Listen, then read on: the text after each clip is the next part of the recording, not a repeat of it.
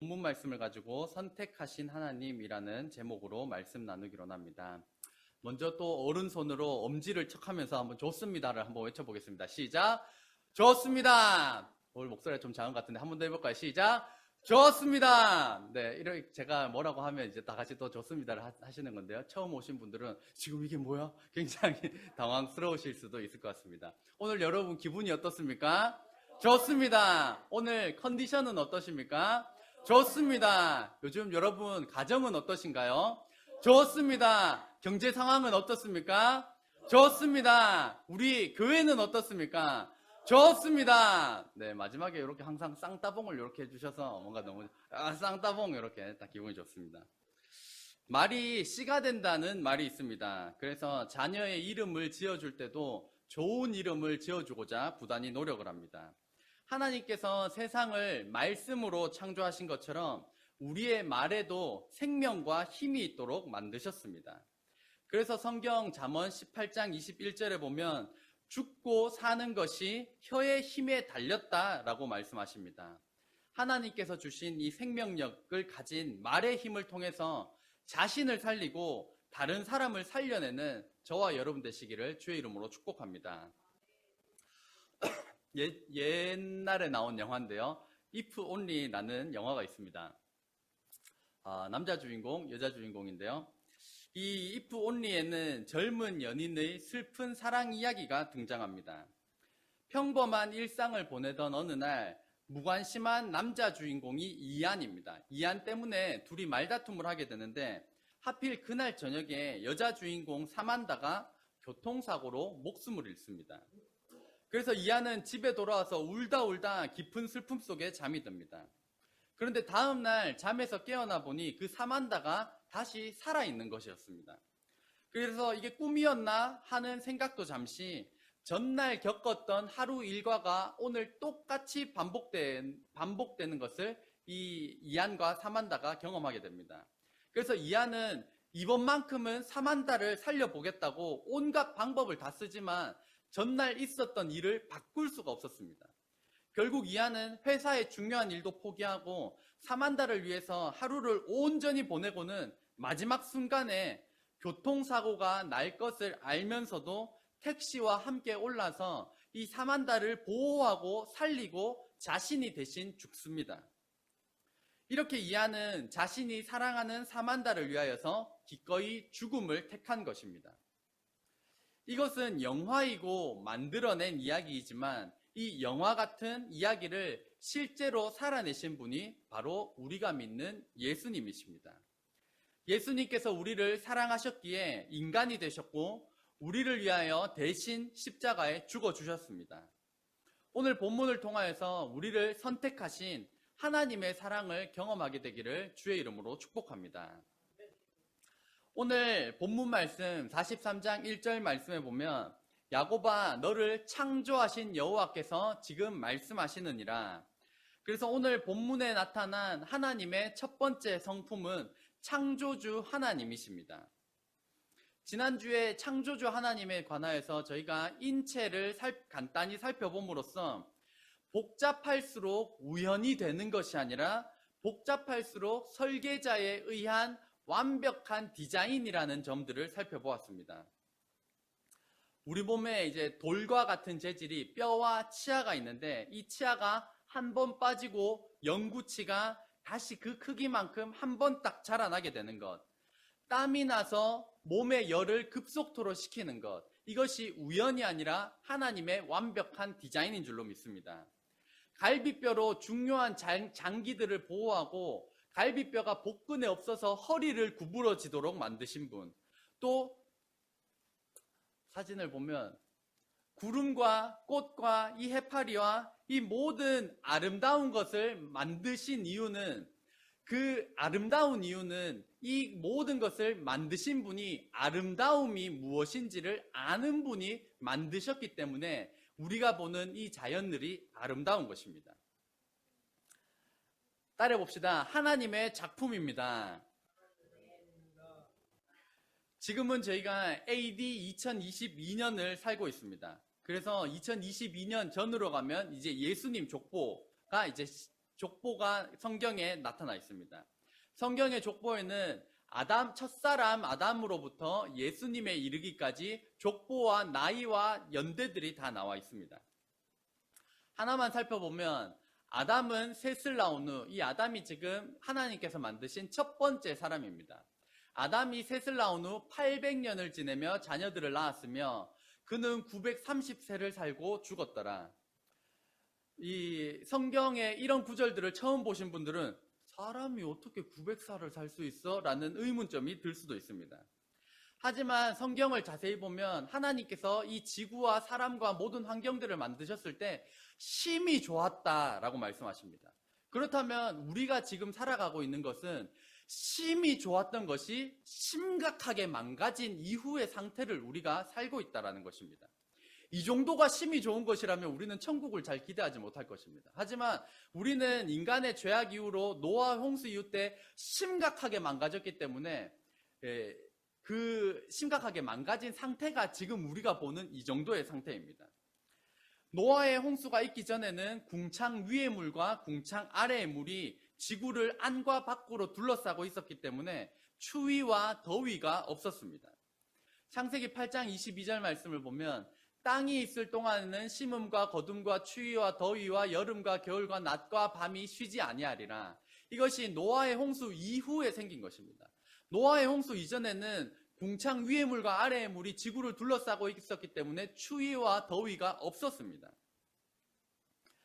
이때 궁창 위의 물과 궁창 아래의 물로 인하여서 우리 몸에 해로운 자외선이라든지 나쁜 모든 그것들이 막아주었기 때문에 인간이 900살이나 살 수 있었지만 그 노아의 홍수 이후로 우리를 보호해주던 모든 것이 없어지고 심각하게 망가진 상태를 살았기 때문에 이때부터 인간의 수명이 급격하게 줄어듭니다.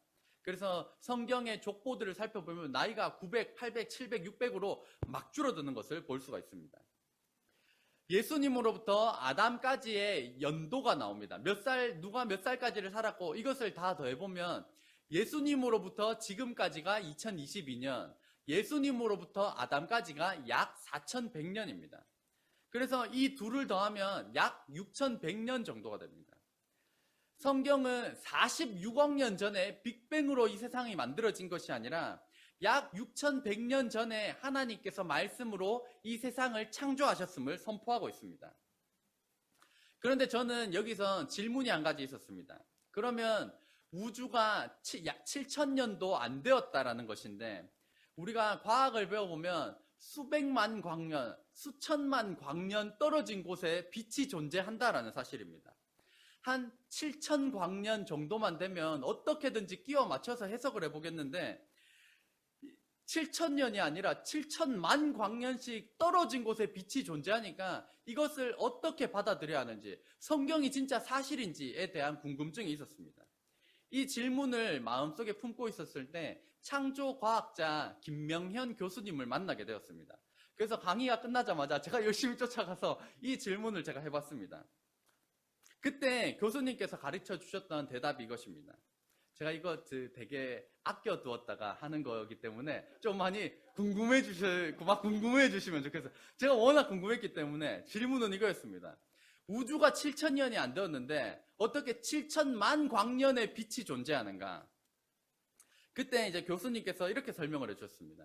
우주의 끝을 우리가 지금도 알 수 없는데 손바닥을 가리키면서 왼쪽에서 오른쪽으로 순식간에 그어도 손바닥 안에서도 왼쪽과 오른쪽에 시간의 차가 발생하게 됩니다. 하지만 어마어마한 우주의 그 크기에서 왼쪽에서 오른쪽으로 순식간에 빛이 간다고 해도 그 시간차가 존재하게 됩니다. 그렇기 때문에 하나님께서 빛이 있으라 라고 말씀하셨을 때는 순차적으로 빛이 찼던 것이 아니라 모든 곳에 완벽하게 한순간에 그 빛이 존재하게 되었다라는 것입니다. 그래서 성경도 자세히 살펴보면 창세기 1장 3절 말씀, 첫째 날 하나님께서 빛을 만드시는 장면입니다. 한번 같이 읽겠습니다. 시작. 하나님이 이르시되 빛이 있으라 하시니 빛이 있었고, 하나님께서 세상을 만드실 때 빛이 있으라 라고 말씀하셨을 때 빛이 생겨났습니다. 믿으시기를 주의 이름으로 축복합니다.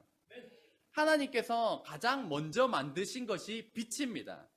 빛을 첫째 날 만드시고 태양을 넷째 날 만드셨습니다. 그렇기 때문에 태양과 빛은 다른 날 만들었고 태양과 빛은 별개입니다. 깜깜한 밤에 방에 불을 켜면 그것은 태양빛이 아니라 전구빛입니다. 그렇기 때문에 빛은 태양이 빛이 아니라 태양은 빛을 발하는 광명체로 하나님께서 만들어 주신 것이고 태양과 빛은 다른 별개의 존재입니다. 그렇기 때문에 이 온 우주를 만드신 지 7,000년도 안 되었지만 7천만 광년 떨어진 곳에 빛이 존재할 수 있다라는 사실입니다. 성경을 믿으려면 전부 다 믿으시기를 주의 이름으로 축복합니다. 우리 옆 사람에게 이렇게 말합시다. 성경을 믿으려면 전부 다 믿읍시다. 시작. 코끼리를 알기 위하여서 내 머리로 이해되는 수준으로 코끼리 머리 자르고 다리 자르고 꼬리 자르고 몸통 요만큼만 가지고는 우리가 코끼리를 완전히 안다라고 말할 수가 없습니다. 하나님을 내가 이해할 수 있는 수준으로 머리 자르고 팔다리 다 잘라서 내가 이해할 수 있는 수준의 하나님이라면 더 이상 하나님이라고 볼 수가 없습니다. 내 머리로 다 담을 수 없는 창조주 하나님, 장엄하신 하나님, 우주의 크기를 측량하지 못하도록 만드셔서 피조물의 크기도 알 수 없을진데 창조주 하나님의 크기를 알 수 없도록 만드신 그 하나님 앞에 겸손히 엎드리며 그저 감탄하고 감격하는 저와 여러분 되시기를 주의 이름으로 축원합니다. 두 번째는 대속하신 하나님이십니다. 말씀해 보면 너는 두려워하지 말라. 내가 너를 구속하였고 내가 너를 지명하여 불렀나니 너는 내 것이라. 구속하였다. 이 구속이라고 하면 꼭 잘못해서 체포되는 것과 같은 그런 부정적인 의미의 동의어가 있기 때문에 대속이라고 제가 바꾸어 보았습니다. 대속이라는 것은 대신 제물이 되어 값을 치르다, 구속하다와 같은 의미입니다. 요즘 시대의 화두가 공정입니다. 뉴스에도 공정을 많이 이야기를 합니다. 어른 세대는 승진하기 위하여서, 성공하기 위하여서 일을 악물고 버티고 견디고 야근하고 출장을 다녔던 세대입니다. 상사와 인사과에 머리를 조아리고 아부를 하고 선물을 떨고 온갖 짓을 다 해서라도 승진하는 것이 목표였던 세대였습니다. 하지만 현재는 MZ세대라고 합니다. MZ세대는 1980년대부터 2000년 초반대생까지 저희 교회로 따지면 이제 저희 부부와 이제 대학생까지가 MZ세대라고 부를 수 있습니다. MZ세대의 특징 중 하나는 모두가 그런 것은 아니겠지만 승진에 크게 관심이 없습니다. 왜냐하면 평생 월급 받아 돈을 모아도 서울에 집 한 채를 살 수 없는 시대가 되었기 때문에 승진보다는 일과 내 삶의 조화라는 워라밸을 더 중요하게 여기는 세대입니다. MZ세대와 기성세대가 토론을 주제로 한 SBS 프로그램이 있었습니다. 거기서 기성세대의 사례를 하나 소개했습니다. 부장님께서 아침에 와가지고 오늘 김밥이 먹고 싶네. 그러면 갑자기 김 대리님이 사라집니다. 그러면 김 대리님이 사라져서 막 시간이 지나가지고 헐레벌떡거리면서 부장님 김밥 사왔습니다 하면서 부장님께 갖다 드립니다. 이것을 기성세대에서는 상사를 존중하는 것이고 눈치 있는 직원이고 우리 팀을 위해 헌신하는 좋은 직원이라고 여겼습니다. 하지만 똑같은 상황에 MZ세대에 물으니까 너무 불편하다는 겁니다. 자기가 먹고 싶으면 자기가 사와야지 왜 눈치를 주냐는 것입니다. 그래서 기성세대가 물었습니다. 만약에 입장을 바꿔서 당신이 부장이 되고 김대리가 김밥을 사오면 당신도 당연히 좋아할 것 아니냐라는 질문에 MZ세대가 이렇게 대답했습니다. 만약에 제가 부장이더라도 김대리가 사오면 너무 부담될 것 같습니다. 이런 세대다 보니까 요즘 젊은 사람들에게 있어서 가장 중요한 것이 공정입니다. 어차피 돈 벌어서 백만장자가 될 것도 아니고 워라밸, 일과 삶의 적절한 조화를 추구하고 야근이나 초과 근무 없이 내 개인 시간이 보장되는 것이 가장 중요하다 보니까 일자리를 얻는 데 있어서 혈연, 지연, 학연으로 인해서 공정성이 침해를 받으면 목소리를 내고 시위를 강하게 하는 세대가 이 MZ세대입니다. 그렇다면 공정을 외치는 이 세대 가운데 하나님께서 우리를 공정하게 대하신다면, 하나님께서 우리를 공정하게 심판하신다면 우리는 천국에 갈 수 있을까요? 저와 여러분은 얼마나 하나님의 말씀대로 살아가고 있습니까? 말의 죄, 생각의 죄, 행동의 죄로부터 우리는 얼마나 자유한가요? 종교개혁자 마틴 루터는 이런 유명한 말을 남겼습니다. 저는 다만 구더기 부대 자루와 같을 뿐입니다. 자기가 쓸모없다라는 것입니다. 자신의 이 죄인됨 앞에서 이 죄인됨으로 인하여서 저는 하나님 앞에 그냥 구더기 부대 자루 같은 존재입니다. 라는 말을 남겼습니다.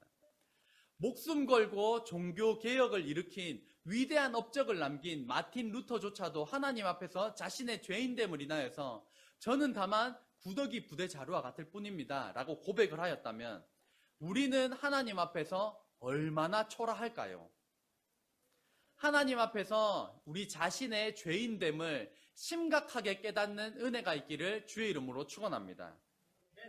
큰 소리로 아멘 합시다.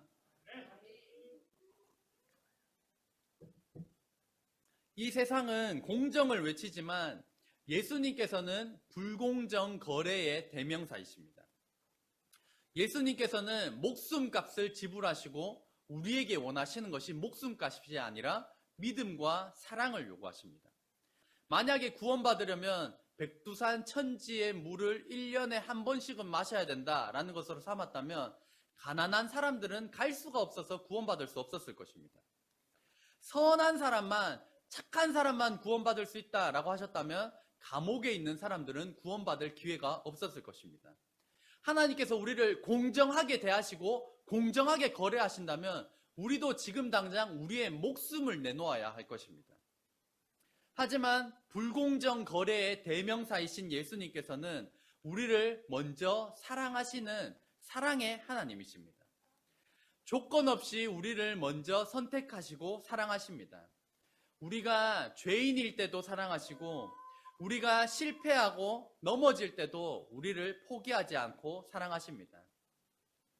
우리에게 어떠한 조건을 달지 않으시고 우리 대신 제물이 되셔서 십자가에 달려 죽으심으로 우리를 구원하셨습니다. 목숨값을 지불하시고 우리에게 단지 믿음과 사랑을 요구하시는 불공정 거래의 대명사이신 예수님을 신실하게 믿으시기를 주의 이름으로 축복합니다. 창조주이며 대속자이신 하나님께서 우리에게 오늘 이 말씀으로 명령하십니다. 너는 두려워하지 말라. 우리 파란 글씨만 같이 읽겠습니다. 시작. 너는 두려워하지 말라. 우리는 무엇을 두려워하며 살아갈까요? 이 두려움을 조금 더 이해하기 쉽게 불안이라는 용어로 바꾸어 보겠습니다.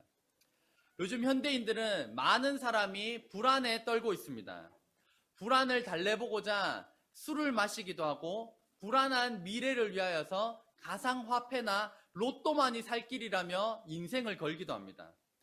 불안하니까 우울증이 오고 공황장애와 같은 정신적인 질환들이 생겨납니다. 공부를 열심히 했는데 좋은 성적은 거둘 수 있을지, 좋은 대학은 갈 수 있을지 불안합니다. 애인은 사귈 수 있을지, 결혼을 할 수 있을지 불안합니다.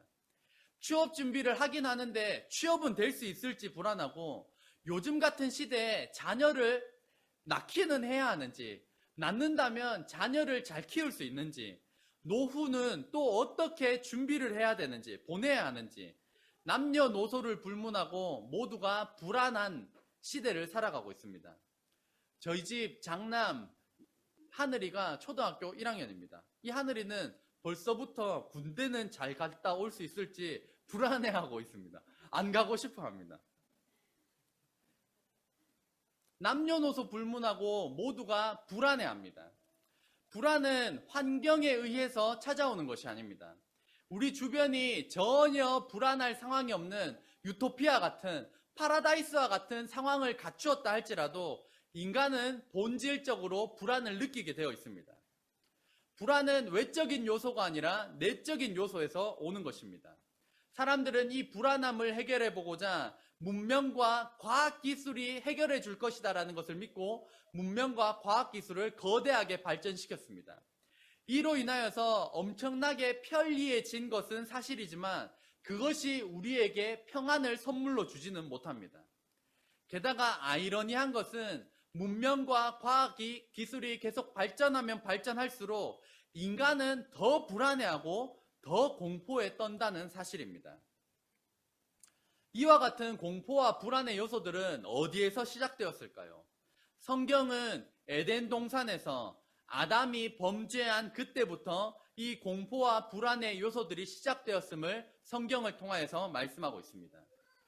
21세기의 문명과 과학기술 속에서도 불안의 요소가 많다 할지라도 그것은 이 시대의 문제가 아니라 인간의 죄악으로 인하여서 우리에게 불안과 공포가 시작되었다는 것입니다.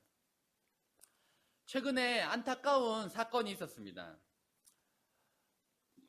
완도에서 실종된 3명의 가족이 바다 아래로 가라앉은 차 안에서 안전벨트를 매고 사망한 상태로 발견된 사건입니다.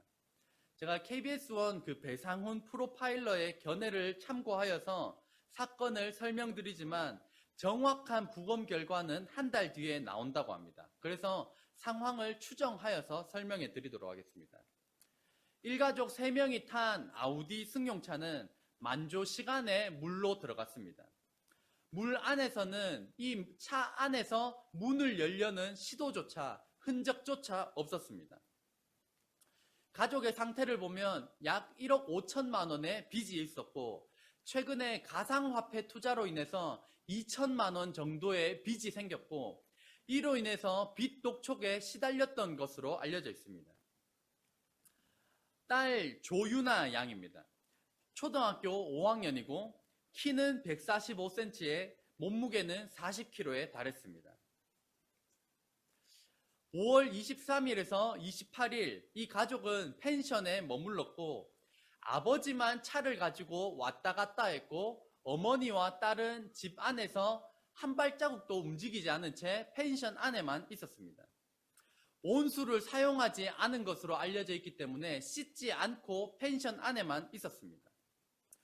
뉴스로 보면 5월 30일 월요일 밤 11시 엄마가 딸을 업고 나오는 장면이 CCTV에 잡혔습니다. 하지만 이것도 자세히 살펴보면 딸이 그냥 잠든 상태와는 달랐습니다. 11시면 깊게 잠든 상태가 아니기 때문에 움찔거리는 자기중심이 있었어야 합니다. 이렇게 움직이면서 깨어있는, 잠이 덜 든 자기중심이 있어야 했는데 이 딸 조유나 양은 자기중심이 없었습니다. 수면제를 구매했던 정황으로 보아서 수면제로 이 아이를 깊이 잠들게 한 상황으로 보이고 초등학교 5학년인 이 여학생이 일주일가량 펜션에서 한 발자국도 나오지 않은 것으로 보았을 때 장기적인 수면제 복용으로 매우 위험한 상황에 놓여 있지 않았을까 추측합니다. 체중이 40kg이면 엄마가 아니라 아빠가 업었어야 했는데 아빠는 마지막 죄책감으로 인해서 딸을 업지 않았을 것으로 추측합니다.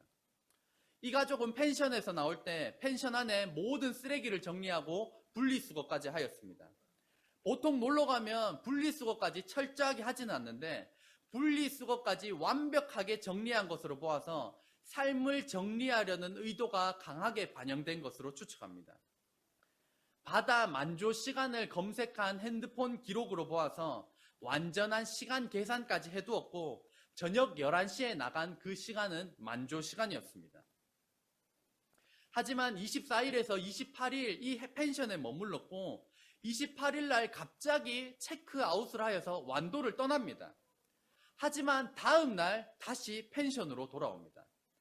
단 한 번의 완벽한 계획을 세운 것이 아니라 들락날락하고 마음이 갈팡질팡하고 어떻게 해야 될지 모르는 그 상황들이 이 정황들에 나타나 있습니다. 30일 밤 새벽 0시 40분 조유나 양의 핸드폰이 꺼지고 1시 9분에 어머니의 핸드폰이 꺼집니다. 새벽 4시경 아버지의 핸드폰도 꺼집니다. 자식을 자신들의 소유물로 여기다 보니까 부모가 죽으면 남은 자식은 어떻게 이 험한 세상을 살아갈까 싶어서 수면제를 복용시켜서 함께 생을 마감한 것이 아닐까 추측을 합니다. 한 달 뒤에 부검 결과가 나와봐야 정확한 사인을 알 수 있겠지만 현재까지는 사인 불명이며 정황을 바탕으로 프로파일러의 견해를 가지고 설명해 드렸습니다.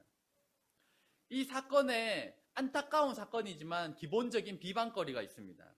자식을 자신들의 소유물로 여겨서 왜 자식을 살해하느냐라는 논란거리가 있습니다. 그리고 안타까운 점들은 사회회생 제도가 있어서 빚을 처리하고 다시 회생할 수 있는 사회적 제도를 몰랐을 것이다. 몰랐기 때문에 사용하지 못한 점도 있습니다. 그런가 하면 이 힘든 문제들을 버텨낼 힘이 없는 현대인들의 나약함도 문제를 꼽을 수가 있습니다. 다시 시작하면 되는데, 다시 일어서면 되는데, 이 아버지의 나이를 검색해 보니까 저랑 동갑입니다. 아마도 아우디라는 고급 외제차를 타고 다니고 사회적 지위와 위치가 있었는데 기존의 자리에서 체면치레도 못하고 내려와서 바닥부터 다시 시작해야 하는 그 수모를 견딜 자신이 없었던 것인지도 모릅니다.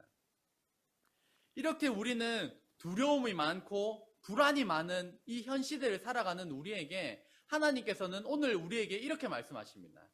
야곱아, 너를 창조하신 여호와께서 지금 말씀하시느니라.